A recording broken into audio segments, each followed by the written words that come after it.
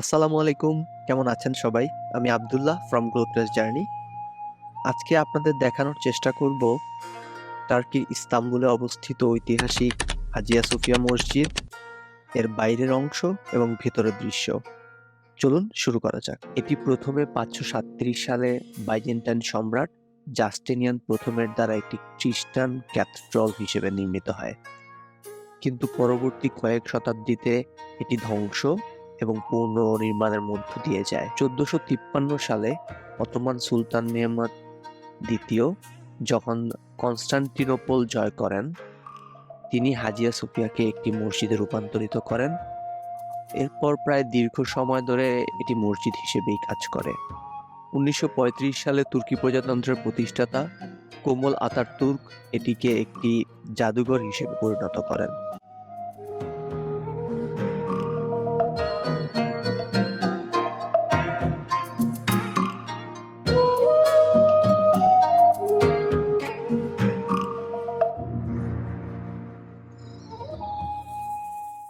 এই টপকাপি প্যালেসে আসলে রয়েছে আমাদের নবী এবং সাহাবাদের ব্যবহার্য বিভিন্ন জিনিসপত্র।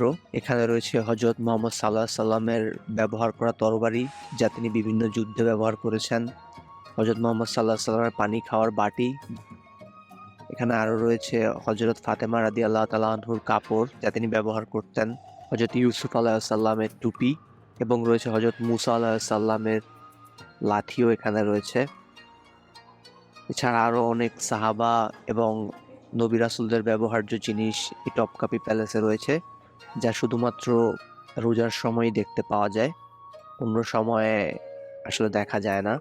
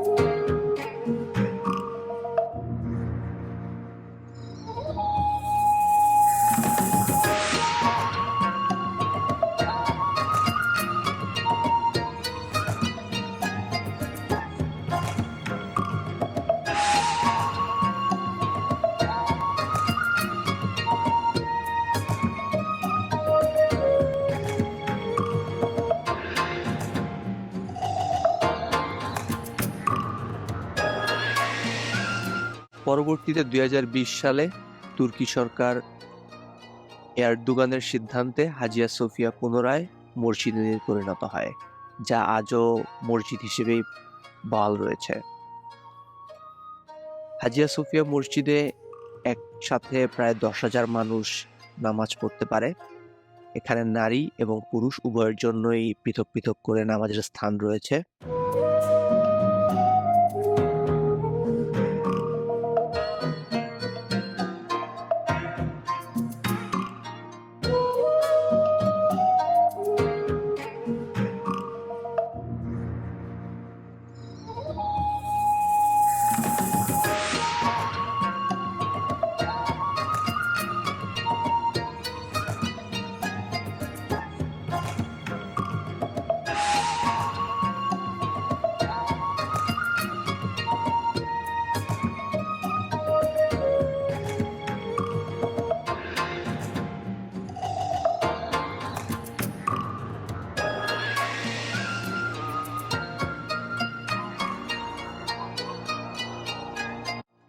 হাজিয়া সোফিয়া মসজিদটি ঐতিহাসিক হওয়ার পেছনে আরো একটি কারণ হলো এটি খ্রিস্টান ধর্মের উপাসনালয় হিসেবে ব্যবহৃত হয়েছে, বৌদ্ধ ধর্মের উপাসনালয় হিসেবে ব্যবহৃত হয়েছে এবং মুসলমানদের মসজিদ হিসেবে ব্যবহৃত হয়েছে এবং এখনো হচ্ছে।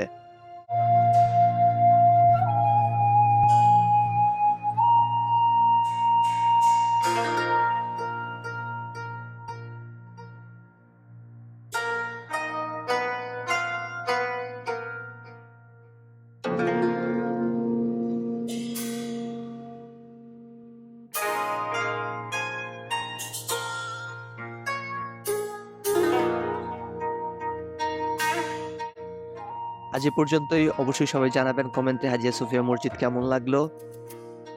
ইনশাল্লাহ দেখা হবে নতুন কোনো ভিডিওতে। আসসালামু আলাইকুম, সবাই ভালো থাকবেন।